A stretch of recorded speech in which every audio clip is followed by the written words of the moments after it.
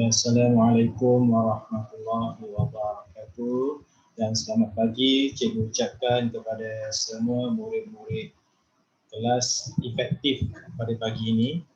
Alhamdulillah kita diberi kesempatan untuk meneruskan sesi pembelajaran untuk tajuk peti pertolongan cemas berkaitan dengan topik utamakan keselamatan. Saya Cikgu Naim. Takut ada murid-murid yang dah terlupa. Cikgu Naim yang akan mengajar subjek KH Perkebunan kelas efektif. Apa khabar semua murid-murid? Cikgu harapkan semua sihat bersama dengan keluarga. Jaga diri, jangan keluar tanpa tujuan, duduk di rumah. Utamakan kebersihan. InsyaAllah satu hari nanti jika diberi ruang, kita akan berjumpa semula di sekolah. Semua duduk di rumah, insyaAllah. Okey, cikgu teruskan pembelajaran kita pada hari ini dengan tajuk peti pertolongan cemas. Okey, apa yang kita akan belajar pada hari ini?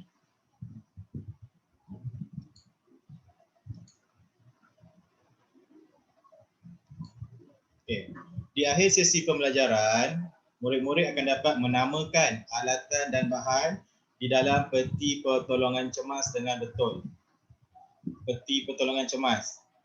Cikgu rasa semua murid pernah melihat peti pertolongan cemas.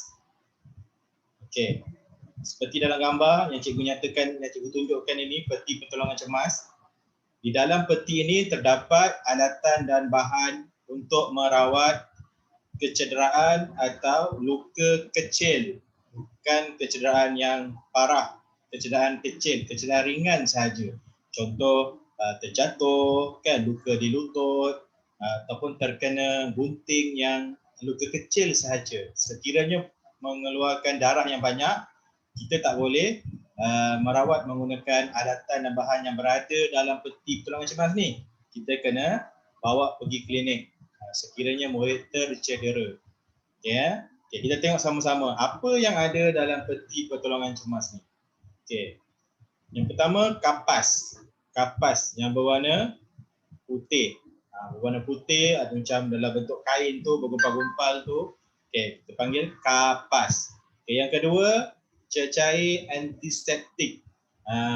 Yang macam kita gunakan untuk membasmi kuman tu, yang macam air tu, cecair. Hati-hati ya, tidak boleh diminum. Hati-hati. Ini bukan minuman, ini cecair antiseptik untuk merawat ataupun mencuci luka. Yang ketiga, kain andoh. Kain andoh yang kita gunakan untuk sekiranya berlaku terseliuh ataupun terpatah anggota badan, contoh tangan, kita akan gunakan kain andoh. Kain yang berwarna putih yang kita akan gulung seperti segitiga. Okay, kita panggil kain andoh. Okay, apa lagi yang ada dalam peti pertolongan cemas? Gunting. Gunting yang untuk kita gunakan untuk apa? Kita gunakan untuk menggunting kain andoh, untuk menggunting alatan yang lain lah. Okay. Seterusnya, krim antiseptik. Krim ni kita gunakan untuk apa? Merawat luka, untuk merawat luka. Okay, krim. Okay, hari ni murid-murid tak perlu tahu lebih jelas berkaitan dengan fungsi alatan. Hanya perlu tahu apa alatan dan bahan yang terdapat di dalam peti pertolongan cemas. Okay. Seterusnya, kain kasar. Kain kasar berwarna putih, segi empat kecil berwarna putih. Kain ini jarang-jarang, dia jarang, dia tidak tebal, dia nipis sahaja. Okey. Dan plaster luka. Plaster luka, cikgu rasa semua murid tahu plaster luka kan? Semua pernah nampak, semua pernah tengok dan mungkin ada yang pernah guna plaster luka. Okey. Ini rumusan berkaitan dengan pengenalan alat dan bahan di dalam peti pertolongan cemas.